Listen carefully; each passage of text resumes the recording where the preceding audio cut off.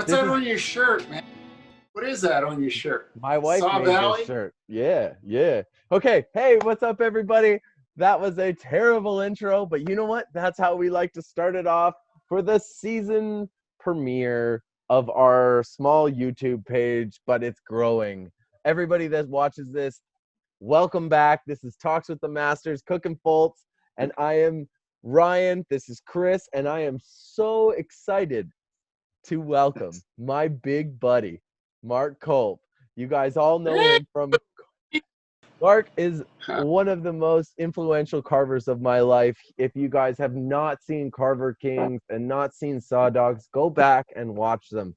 When I started carving, Mark was one of the first guys that I got to meet on the show that actually gave me a chance and talked to me and was nice to me. And then when we did Carver Kings together, we became brothers, and we will get to all of that. But first, Mark, thank you so much for joining us tonight. Hey, it's a privilege, man. It's an honor, man. You've been a great friend throughout all these things that we've done together, and man, I look forward to seeing you again. It's kind of sad that I didn't get to see you up in Chetwynd this year or anywhere in BC. Here we are, man. We're face to face right now. It's great. I know, and then we got Chris Foltz. Everybody knows Chris Foltz, who is my mentor, best friend, my partner in crime on this. Chris, how you holding up? What happened? You almost burned down in Oregon. Oh, we didn't know. It got pretty smoky and pretty red, and we had to turn the saws off for a little while. But it's back to Oregon sunshine, so it's been dumping rain for the last 2 or 3 days, and they pretty much lifted all the restrictions. So we're back to work, and a little bit of smoke, but not too bad in our spot. That's so good to hear. I was so worried about you guys when I heard that. And for those of you who don't know Mark, can you tell us a little bit about yourself? You and your family have been in chainsaw carving. Chainsaw carving started essentially, right? Your dad was one of the most prolific carvers in his time. Yeah. So Mark Colp. I actually started in 1981, which seems like forever ago, right? Like 39 years ago. But I grew up with it, Ryan. My dad started back in the 70s, and he was one of the first chainsaw carvers. He wasn't the first chainsaw carver, but he was one of the first. And he was one that really actually got really active in it and traveled around the Canada and the U.S. And he was one of the first to actually have a full sponsorship from any kind of major chainsaw company. So they sent him all over the country. I grew up around it. I kind of saw how it worked, and luckily when I picked up the saw, it was like it was already happening. The scene was already happening. I knew you could make money at it. People always ask me that question: how did you know you could make money at it? And it's like, well, I started in 1981. My dad made over $100,000 selling chainsaw carving, so I knew it could be done. In 1981? 1981, that was a lot of money. So he bought a house in California. Now it's changed quite a bit, but in 77, 78, he bought a house in California for $55,000. In 81, he made $100,000. So he did very well with it. He traveled around, and in the last few years that he traveled around, I mean, people always wondered, like, gee, that guy doesn't seem like he makes any money, because he always drove an old truck, but you know what? That guy made a ton of money and did very well for himself. So I knew it could be done. That's awesome. And there's a lot of carvers just killing it like never before. I mean, I know guys that have started carving in the last few years, and they're killing it. They're making hundreds of thousands of dollars a year. Look at what you're doing, right? I mean, you're killing it, man. The last few years, you're killing it. Well, I'm not making that kind of money. I mean, but I'm trying. But I mean, come on, man. Come on. So now look at you. Brand new truck, man. You got your face all over the side of the trailer. Come on, man. It's a big show. You know that I got my truck because I did it for you on Carver Kings, and we traded it in for this thing. Yeah, I think you still owe me for that. I think I worked on that show. Yeah, that was that episode we had to carve all that shit for that down payment. What did I get out of it? I didn't even get your old scooter out of it, did I? All I got was a ride on that. Like when you started carving. Well, a lot of people don't realize this, and I don't know if you even realize it. Maybe I've talked to you before about it, but I actually had a younger brother that was carving a few years before I started carving. And I also had an older brother that carved. and traveled around quite a bit. And you actually met my older brother, Ryan, up there in BC. His name's Garth. And so he was doing roadside stuff. And so I knew how to do that because I'd go with him quite often. And You're right. I met your brother, and Garth was awesome, and I was very sad to hear that he passed away. I would stop in Valemont. Is that where he's from? Correct. Yeah. Yes, I would stop in at Valemont, and I would, every time I drove by, I would stop and I would beg him to take one of my chainsaws and take a carving bar, and he would refuse every single time. He said, "Nope, I've got my Poulins. I've got 45 of these saws, and I'll never use one of those goddamn carving bars." Boom! Quick carve done. Tourist drive by, gone, sold. It was classic. He was a cult through and through, man. He was a good dude. Yeah, no, I really liked him. he'd make enough money during the summertime to get him through the winter, and then he'd start it all over again in the spring. Now, talking about speed, is that something that the Colps are just ingrained with? Because you are one of the fastest, most clean carvers that I've ever, I personally have ever met. I mean, Chris is super fast, but you are like a quick carve master. Is that just like ingrained in the Colps? Was your dad a quick carve guy? Is that how you guys all became that? Well, my dad was very quick back in his day.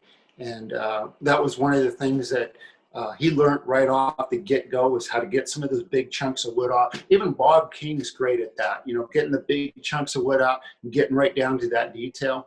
Of course, he was also the one that would take a saw that normally would take a 28-inch bar, and he'd put an 18-inch bar on it. So he was always picking up saws that were way overpowered for that bar and chain, and which made it a lot quicker to make those cuts. And then he'd get right down to the detail. He'd get, he was really steady with the saw. He could put on fur like no man, nobody's business. I mean, my dad is known for that curly hair, fur type thing. And Chris knows what I'm talking about, because Chris is in Oregon and he sees that stuff all over the place. But, a lot of times people can walk up and they'll say, "Oh, that's a Don Colp carving," just because of that fur did it.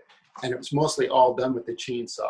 And it was pretty clean and crisp. I mean, it wasn't hacky.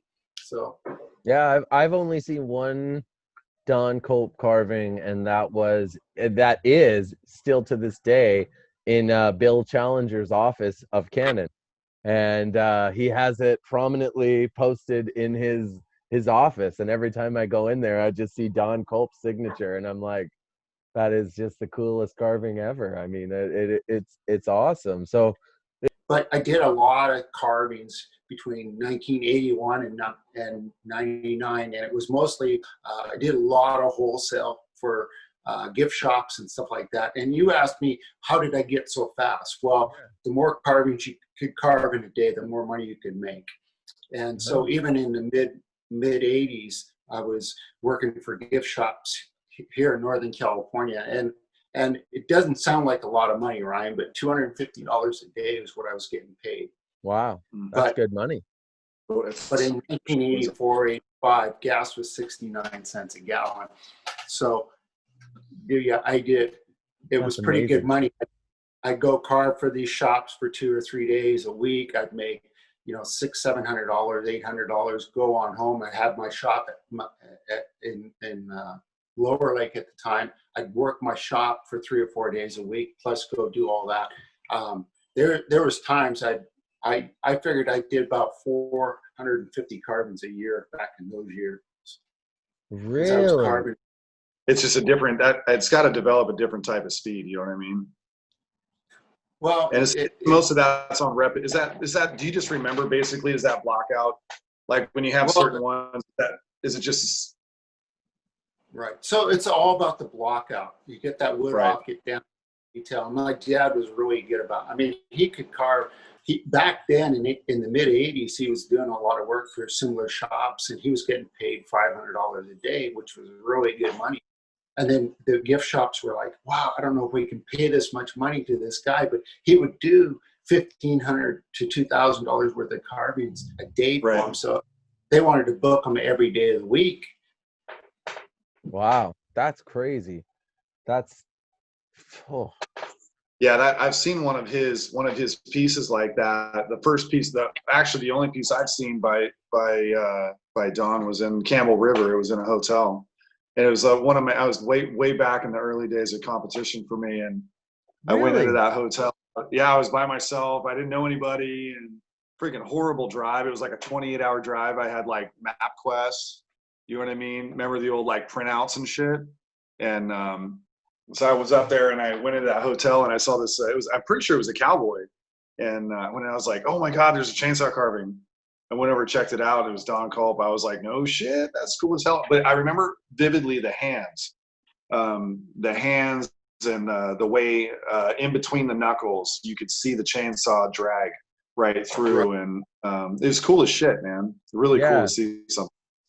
So back then, there wasn't so much focus on the sanding and the die grinding and stuff like Right. that. It was more and so one of the first jobs he got as a sponsored carver, he worked for this company called Quadra Manufacturing, actually at a trail, British Columbia, and they made this little saw called the Frontier.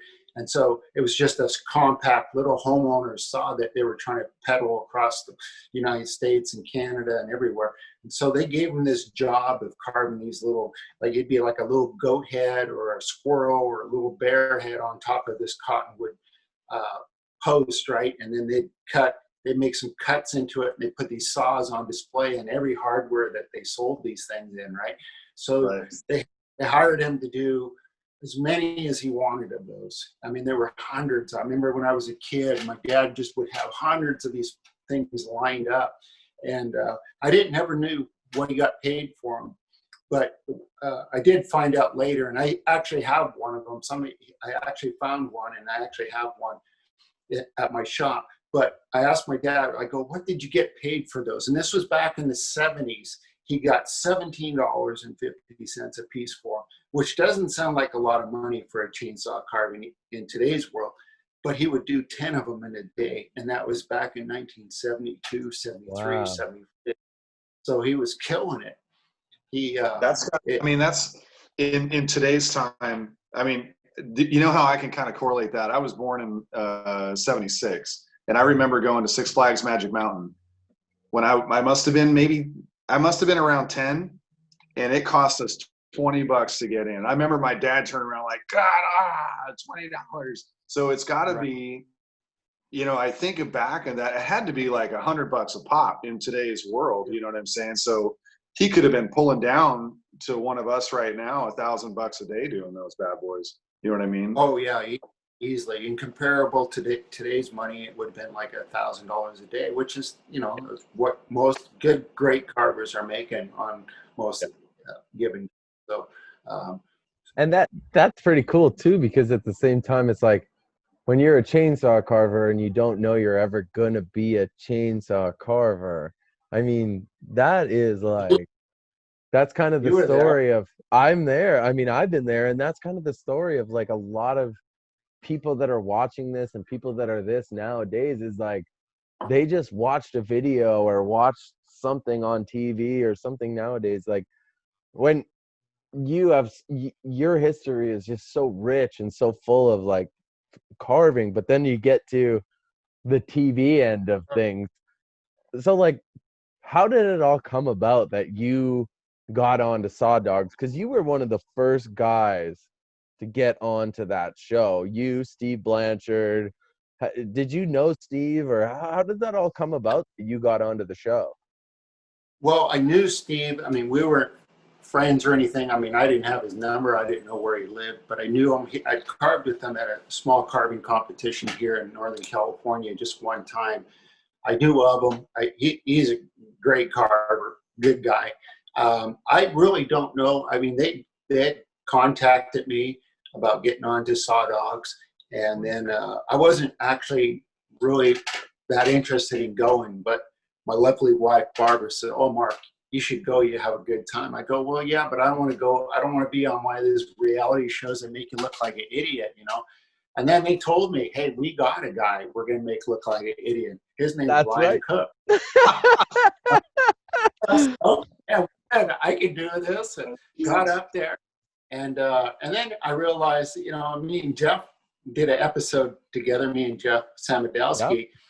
I knew Jeff before, but I really didn't know him that well. And so Really? getting on the show with Jeff, and I mean, that was the first time we ever worked together. I mean, I knew of him. I met him at a carving competition, but I really didn't know much about him, who he was, what kind of person he was. Really? But so that was, working together on those horses for the first time. It was kind of scary because I didn't know what he expected out of me, and I knew he was good enough to do the job, but I didn't know what my role in that whole thing was going to be. And we, since then we became very good friends. And just like you and me, I mean, you wanted to learn how to carve. I could see you were hungry. You wanted to be not you wanted to be on the show. You wanted to be one of us. And by the end of the show, you were. By the end of that season, by the 10th episode, you were one of us. I mean, there was no doubt. I mean, you watch that last episode, and it's the Foltz and Cook show. I mean, it's not Saw Dogs, it was Foltz and Cook show. One of the funny I did on the show was obviously carving that little bear with you, and the whole thing about that whole thing was I told the director, I said, it's going to look hideous. Yeah. It's going to be terrible. I'm going to have to cut the head off of it. It's going to be, I'm going to save the embarrassment of him showing it to anybody, right? Because that's what I thought was going to happen. Because I thought, hey, this kid don't know how to carve. He knows how to sharpen a saw, maybe know how to run a saw. I still don't know how to sharpen a saw. You probably don't, right? But I thought this thing's going to look hideous. But damn, it started looking really good. And I told the director, I said, man, I can't cut the head off this. He says, well, Mark, I said, well, I've already told the network that this is going to happen, that this thing's going to get cut in half. This is part of the story. I don't know if you knew that. I didn't know this. It was a setup. You're going to be all like proud of this thing, and I'm going to have to cut this thing in half, cut the head off of it. Well, then I figured, well, I'll just cut it in half and make it like some kind of learning tool or something, right? And Jesus. I still remember the words you said to me after I cut that thing in half, because you were taping it and showing it to your mom. First thing you said to me after I cut that thing in half was, my mom's going to kill you. My mom still has that carving, and I honestly was going to stop at the house today. I asked her to bring it down, and it was like, Mom, can you bring it? And she was like, no, I don't want to move it. They're literally two bears separated together. Right. And I had to make up a story why I cut it in half and everything else. But it was the template. It was the template story. What do you? This. You're breaking my heart. I believed it 1,000. I believed it, man. No way, man. That template. That's a great idea, by the way. It's not total bullshit. I mean, the template idea was good, but you can break the walls on here because that show was so scripted, it was unbelievable. We've talked about it many times, Mark, so don't worry about that. But that story I did not know, and I'm glad you didn't cut the head off. I would have fucking spazzed. The scariest part about that thing was when I had to cut up through the middle, and if people ever get to see that episode again, when I came up through the top of that head, I was afraid I was going to break the nose off, but somehow I put that nose right in half. And anyhow, it was, but and I don't know if I ever told you this, but one time I was down there in Kentucky, and at some little fair that Jason Emmons booked me, and Bear Hollow Wood Carvers booked me into a little fair down in Kentucky. And it was like one of the first ones I did down there after the show. And so I'm carving away, and a couple of young guys were watching me, right? And they're really watching me intensely. And I stopped when I was done with my show. I stopped, and so the one started talking. He said, I tried this. I really want to do this. And he goes, and I've been watching this show on TV called Saw Dogs, and I saw this guy. He was teaching this other guy how to carve a little bear.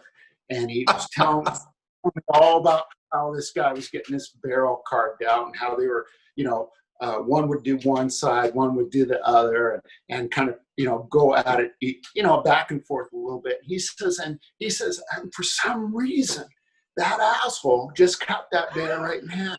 He goes, do you have any idea why that guy would do that?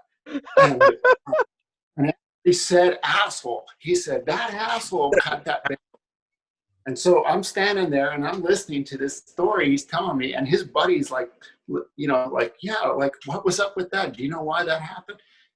Like, how can I learn from something like that when somebody does something like that? And finally, then I had to have the heart to tell him, well, that asshole was me. And then I got all nervous, and he wanted to split, but he was like, he's already there, man. He already called me an asshole. And so I explained the whole story to him, and then he got it, right. And I explained it just like I explained it to you about, why I had to cut it in half. Wow. Because you hear what people say that they like the show, but when somebody's describing the show to you and they don't realize they're describing the show to somebody that was actually on it, like he had no idea I was that person. Oh, that's awesome. I mean, I get it all the time. Like, that was one of the things that today was just getting you on here, is when on YouTube and on Facebook and stuff, as I get messages about you all the time. Like, what was it like working with Mark? Everybody always comments on the truck. They're like, how did you get that truck? Man, that truck, you owe Mark forever for that truck. And I was like, yeah, I do. I really do. That was all. I tell you, one thing, Ryan, you got, and I have to give it to you, man. You're not bashful, and you know your place in this carving world that we're in, right? I mean, everybody has its place. Everybody has their fame. I mean, I may have some fame in different ways than you, but one of the things is your personality. Your get out. Hey, I can do that. You could be scared out of your freaking mind, but you still get up and go do it. And I seen that. Especially in Carver Kings. Saw Dogs, I mean, you're nobody, but by the end of the show, you were some man. Especially, I mean, anytime you get to carve something with Chris Foltz, you got to be somebody. I mean, that's This it. is just so everybody knows, this is the nicest Mark has ever been to me, by the way. I'm really, this is great. This is great. We should just do this again anyway. I actually really appreciate that. I think that's one of the nicest things you've ever said also, because what everybody doesn't know, and I'm going to get into competition carving with you in a bit, but I got to track, because that when it comes to competitions, Mark's a whole different person. We will talk about that soon. But that was very nice. That was very nice. And I'm surprised we've made it this far without talking about it. If you were to bring back one of the two shows, and I'm going to ask both you guys this question, which show would you bring back? And which show would you want to be a part of? Mark, you got to go first. And don't think about your relationships with the people, because I know you still work with those guys. Those guys don't watch our show. So this will just be between us. This is just between us three. Yeah, just between us. I mean, it's just between us 3,000, whoever might see this. But, well, it was a good experience because it did two things. It made you who you are. Absolutely. There's no taking away from that. It made every carver that came on those shows better.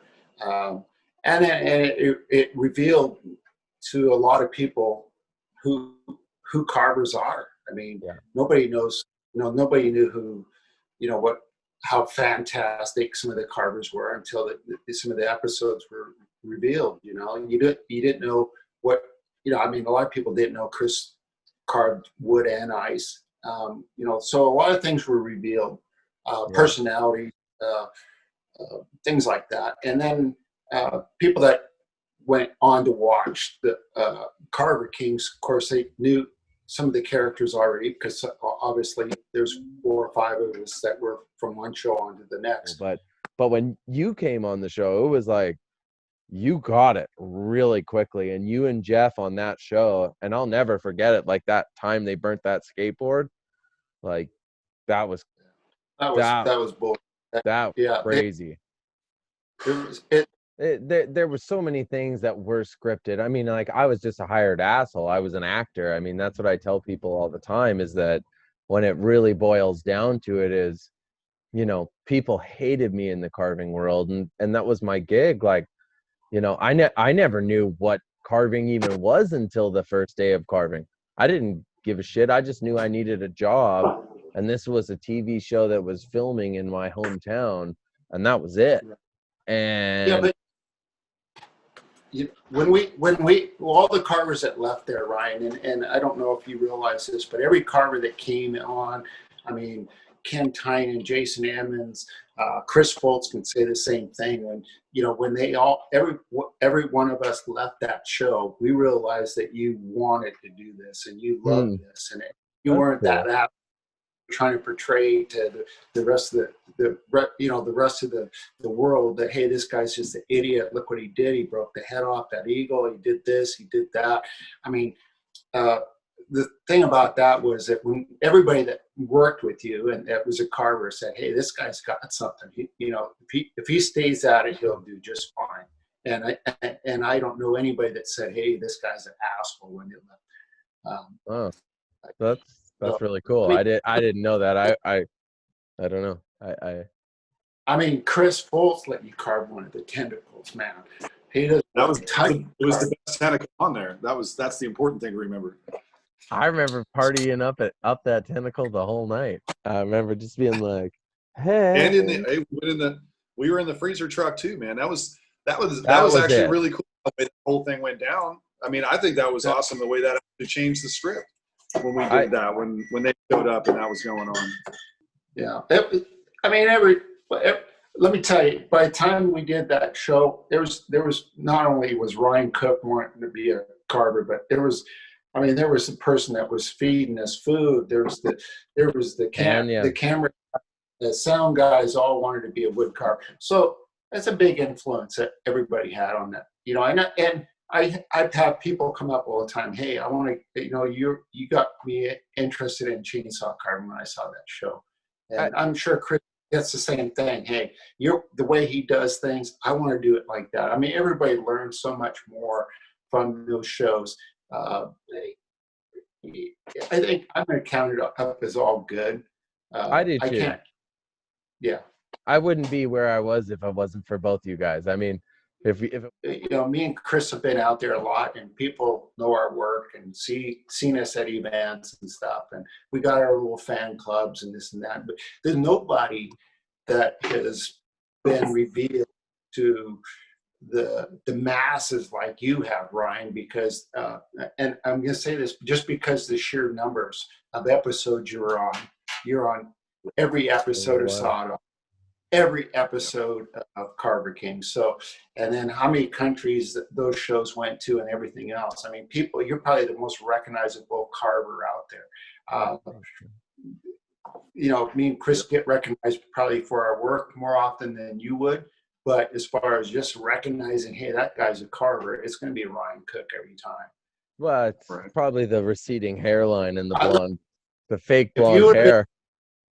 You would have been in Kentucky when I was carving down there, and those young guys come up, they would have recognized you right away. They wouldn't have not said, hey, you know what, that asshole cut that carving down. They would have carved that carving. Well, okay. So, you know what? We've talked a lot about this.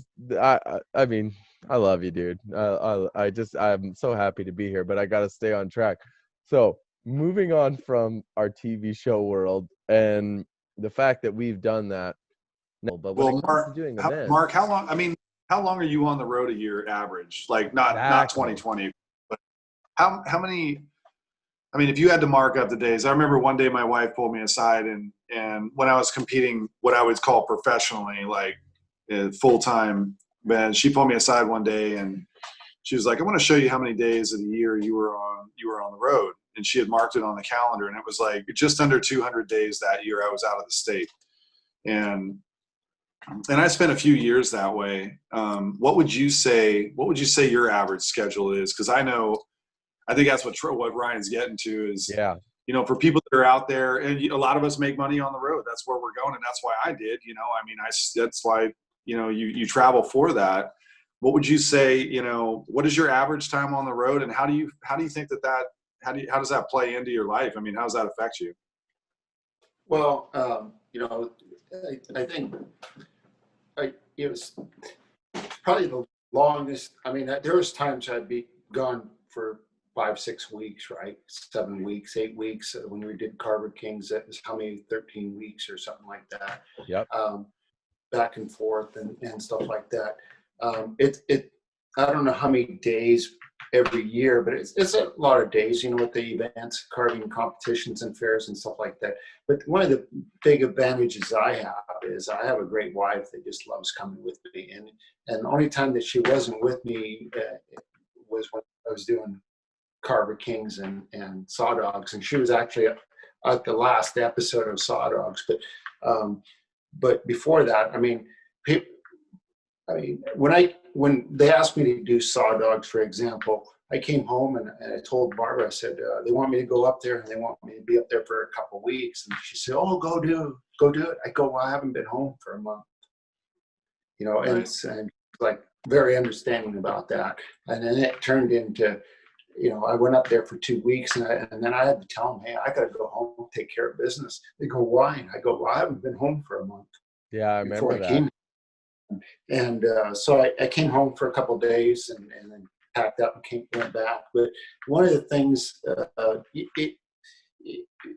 carvers, especially if you're around other carvers, they become your family. They're like, if you're just going there and if you're out there by yourself, it could really wear on you. And there's jobs that I have like that. But if you got a family member that can travel with you, go with you, Chris, you got your son going and want to be with you, going and doing these carving things and stuff like that. That's gonna make all the difference. If it wears on you though. It wore on my dad. My dad spent a lot of time out on the road and stuff like that. It would be a couple hundred days a year or better. But you get used to it. It's like a traveling salesperson. Look at the truck drivers. Oh my God.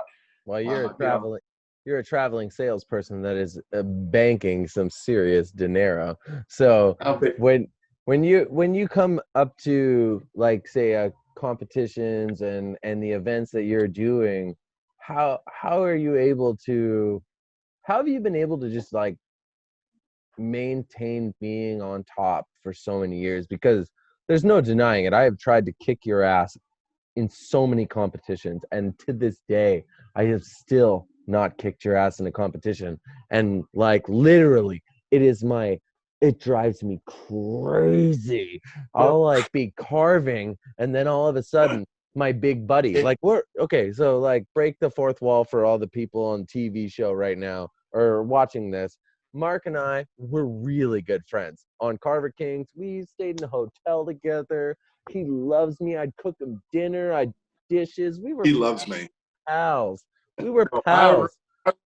I rode bitch with them on his scooter, man. That takes love. Yeah, that takes love. We were like best pals. I come up to a competition and he'll walk up to me and be like, licking his ice cream, because why? I have no idea. He has an ice cream every single time. And then he takes a lick and he's like, are you sure about that, little buddy? And then I look and I'm like, what? And then I'm carving, and then he goes, are you sure? And then he walks away. And then it's just like over the years, okay, so let me tell you something about carving competitions. And a lot of eye opener for a lot of carvers out there. Okay, so carvers come to carver competitions and they get intimidated by the carvers. Okay, that's the wrong thing to do.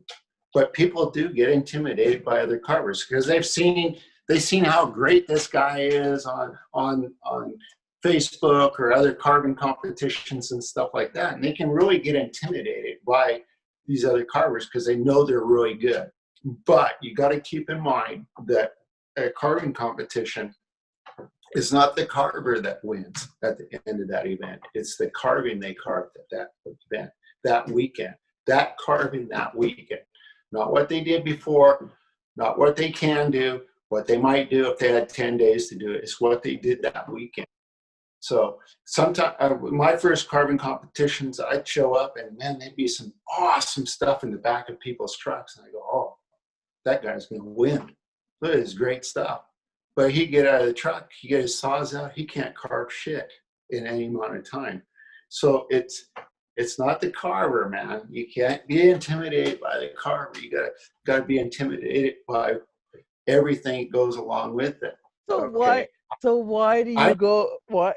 No, Chris can pull some crazy shit out of his head, but if I can get in his head before he gets that shit pulled out, Oh, yeah.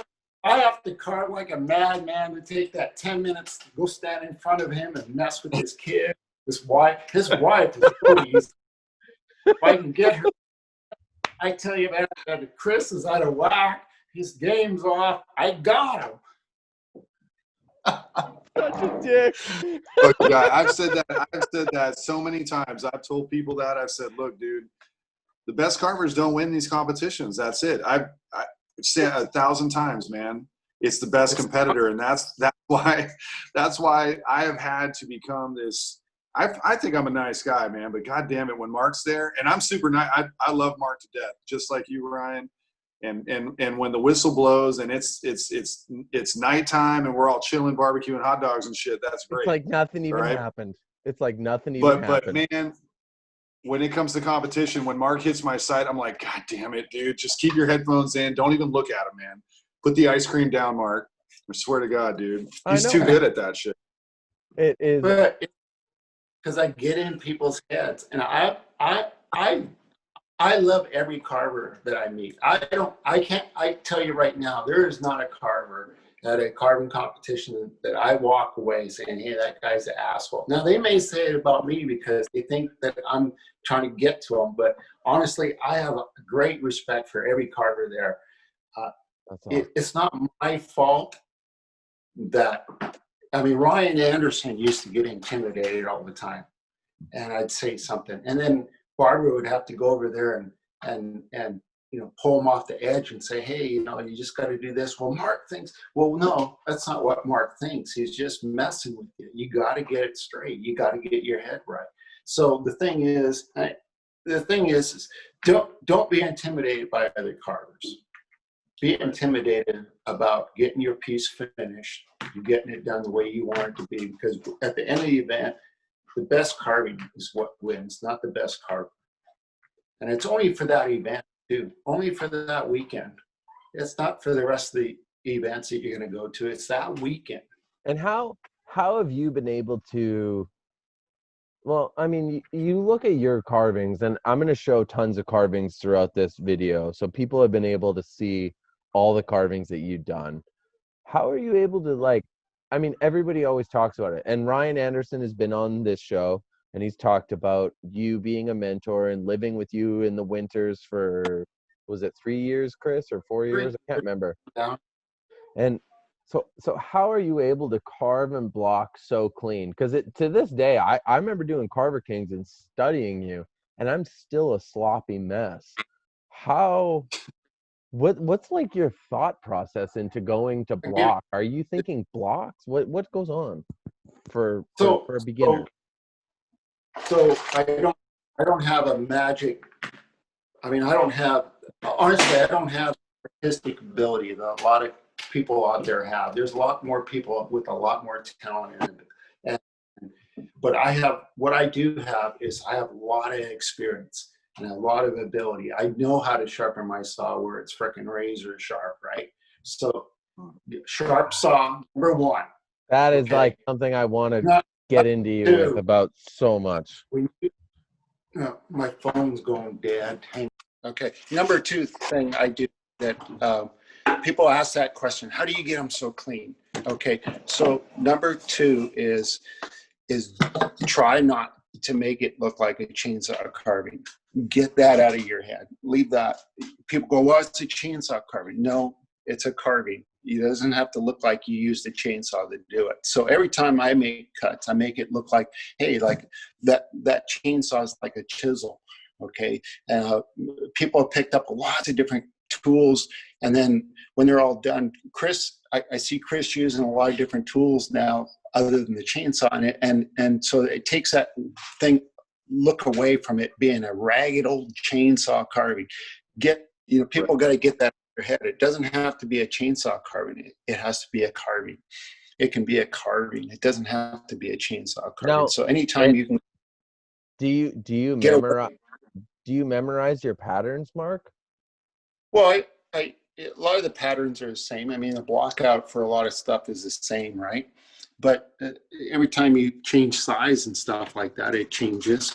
So I use a lot of when I block out, I'm basically using silhouettes.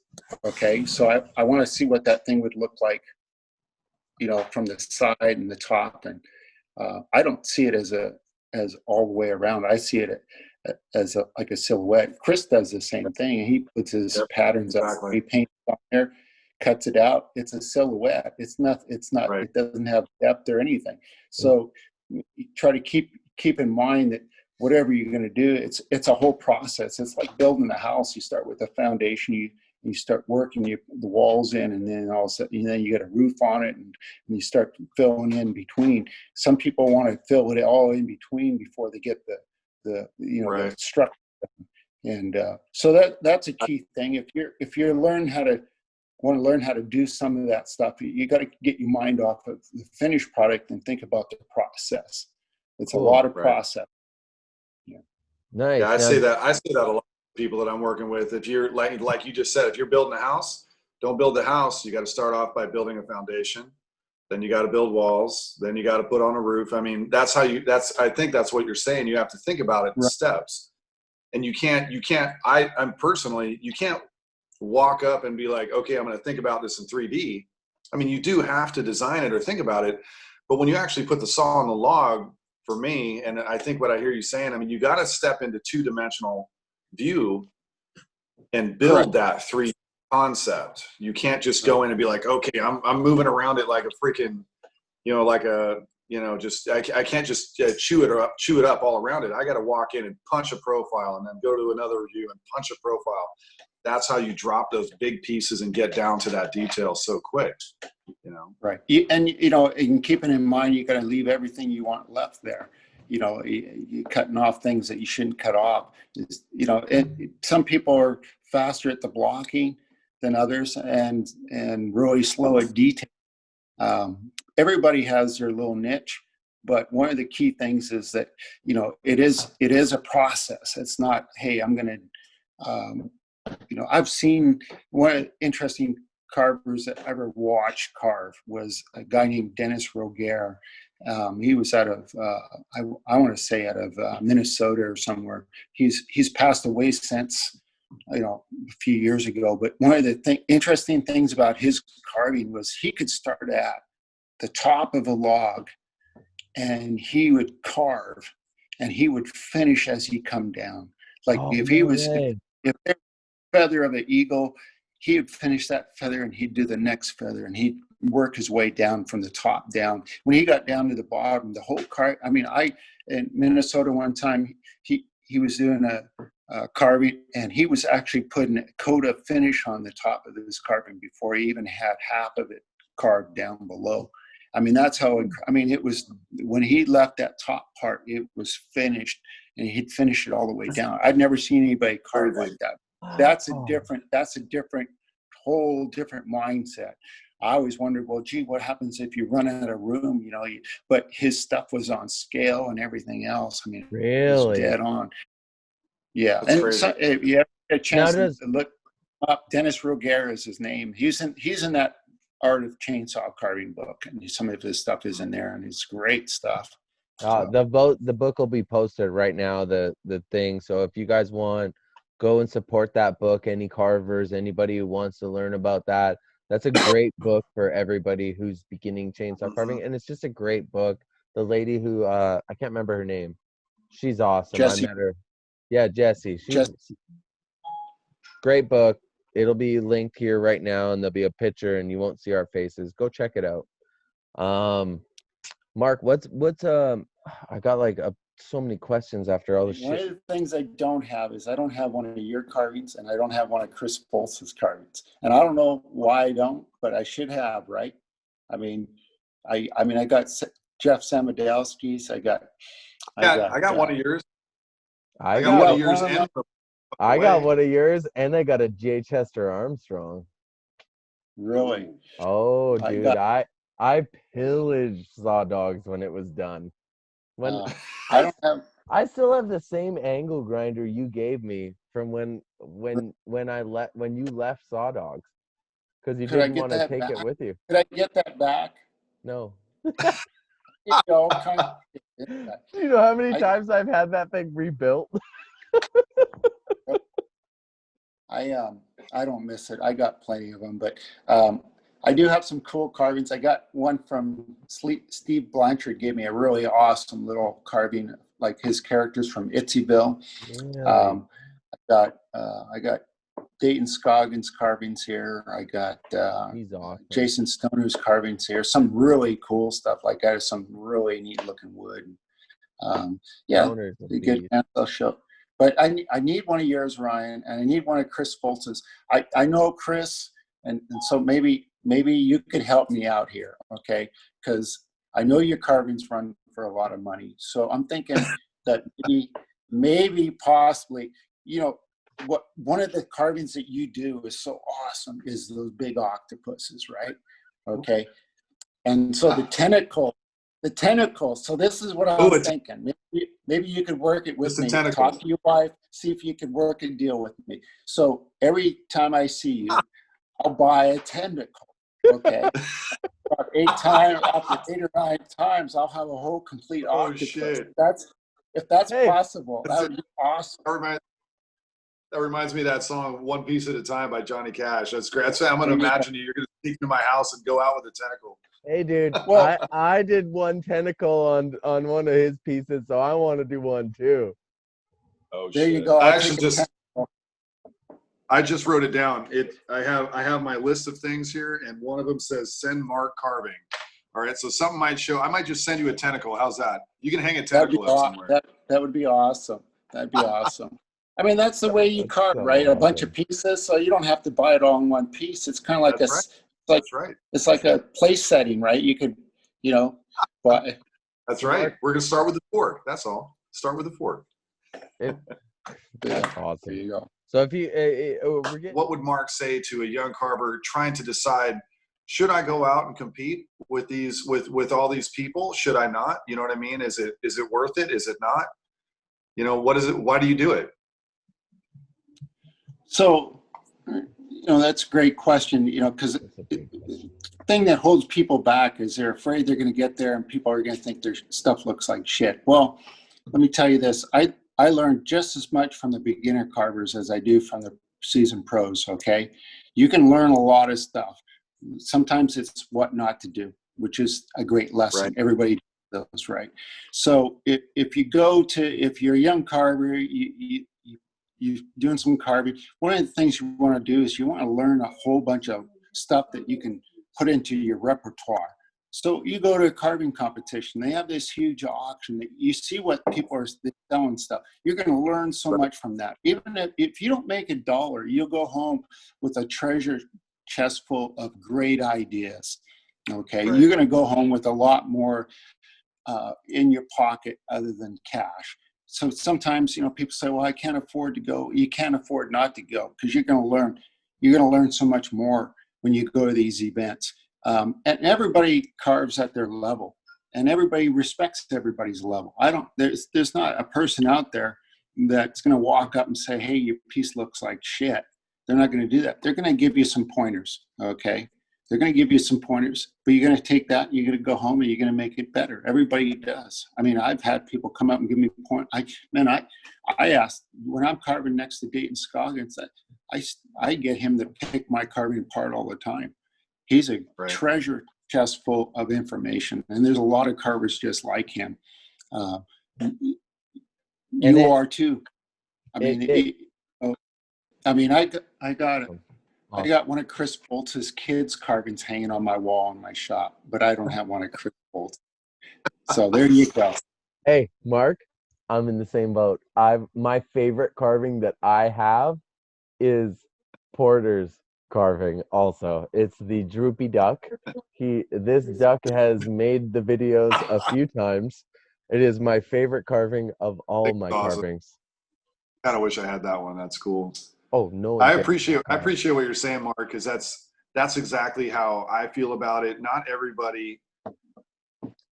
I got to be honest. Like, I went into competition, I wanted to win, and that was my focus. But what I found there was how to win, and I think that's the big piece for younger carvers to understand is you don't have to go into that with the idea that you have to win or you're trying to win. It's so much, it's just education. It's your school. It's what it is. It's a chance to go to class and go to school. And that's how I appreciate competition so much. You know, it doesn't have to be so full throttle. You can go in there and just learn from, like I said, I was so lucky to walk into my first competition ever, my third wood carving. You were there, Bob, Bill Meyer, Emmons, Higgins, Schultz. I was right next to John Schultz. He actually sharpened my chainsaw for me on my last day because I didn't even know how to sharpen a damn saw. My dad was bringing me new chains every morning. But I mean, what a freaking experience. You know what I'm saying? How to learn so fast and see tools, see techniques, Yep. see what's winning, see what's selling. Exactly what you're saying, man. It's a great place to really up your game. I'm gonna put this out there. If a young carver's never been in a carving competition before, and they show up at a carving competition I'm at, they come introduce themselves to me. They tell me, hey, this is my first event. I'm going to help them out any way I can. If they need to borrow a saw, I mean, I've loaned out more saws at carving events and stuff like that. I'm going to help them out as much as I can. You know, there's some carvers, man, that have come and it'd be their first carving competition. They set up right next to me. They find out right away. I'm going to help them out. If they're not my competition, if they're not in the pro division, I'm going to help them out. I'm going to do whatever I can. Make sure they leave with something. You know, they're going to leave with something good. But if you're Chris Foltz and you sit up next to me, you better No. Hey. On the side of the street, okay? Got locks on my ass. My area, Whatever. Mark, you're more helpful to me than anyone. You know that. Don't try to act like a big old mean guy right now. You know you're such a softie. Your kid wants to come borrow my detail saw. He can, but let me tell you, buddy, you don't touch none of my shit. Oh, fuck. Oh, shit. Yeah. This guy. Oh, my God. Oh, hey, Mark. I love you. Mark, I'm so excited. Mark, I cannot thank you enough for coming on. Hey, thank you. And if anybody wants to find Mark, where are you right now? How can we find you? What's your website? How does everybody find you? I don't have a website. I know you don't like promoting yourself, but just do it. If you haven't got a card from me by now, man, it might not happen. Okay. Oh, I mean, dude, I love you so much. I love you so much. I'm not plugging anything tonight either. Then that's it. So I'm Ryan. This is Chris. This is Mark. Mark is going to come back again. And have a great one, guys. Thank you. Okay, guys. Cheers, Mark. Hey, it was awesome to see you again, Mark. You take care, man. Mark. Thank you, Barbara, for letting us hang out with you for so long. Thank you, Barbara. And Mark, I love you. Peace out. Bye.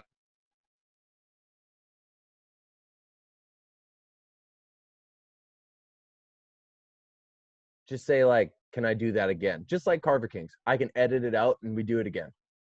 And same for you, That was Chris. perfect. Do it again.